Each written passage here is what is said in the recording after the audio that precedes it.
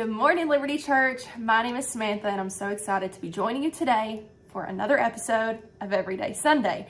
Today, I'm coming to you with a word from the book of Exodus. Now, I know that may sound shocking because you don't hear too many encouraging words coming from this specific book, but today's going to be different, so I hope that you're ready.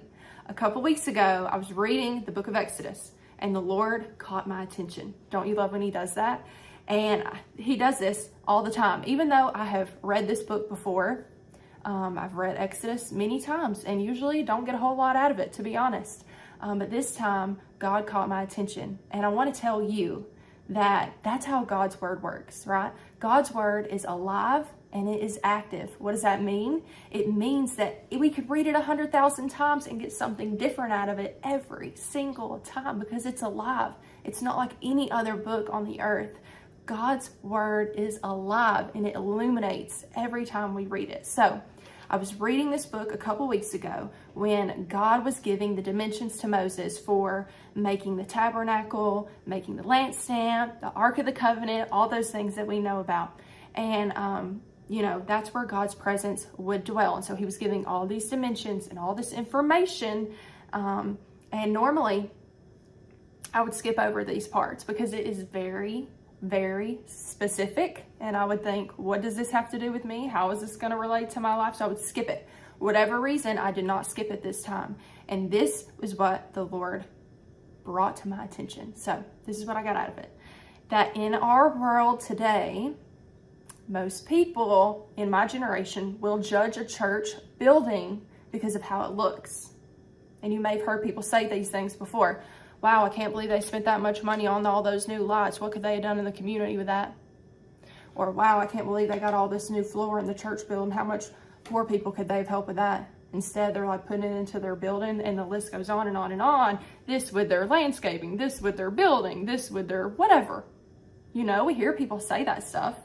And in today's day and age, it's almost frowned upon for churches to spend money and be excellent and be extravagant in their buildings.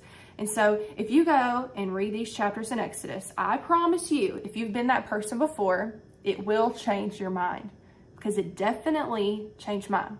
Because I'll be honest, y'all, I've been that person before. I've walked into a church that is extravagant, and it's extravagant. And I've thought, really? I thought, wow, that might be a bit much. They probably could have done something else. Like, I have had those thoughts creep into my mind when I visit other churches. But after reading all these details in the book of Exodus, it's changed my mind. And I think it'll change yours too. So the things that God commanded Moses to have in his house, God's house, the tabernacle, were extravagant, y'all. They were very specific. God was specific with the things that he wanted in his house. And I'll tell you, they are not from the Dollar Tree. They 100% are not even from Walmart. That's where I shop. But y'all, they were gold, silver, fine linen, bronze, like beautiful. Like God would not stand for anything less than beauty in his house.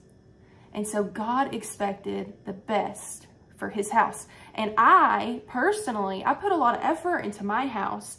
I like to find specific things that go with my style. I love the adventure of finding something that I'm like, oh, this completes that corner. It's beautiful. If you're a woman, you probably feel the same way.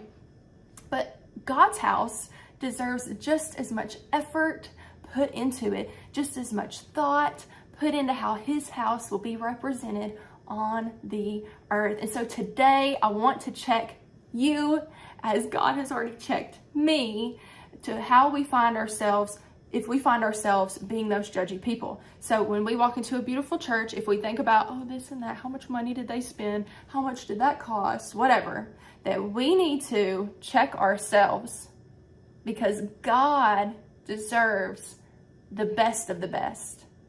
And his house deserves just as much thought as our homes do. So that's my challenge for you today. Check your heart, check your motives. What are your thoughts when you go into an extravagant church? And if it's any of those things, we need to work on ourselves, because God's word, God himself, told us what he wants his house to look like. And y'all, it is excellent. It is beautiful.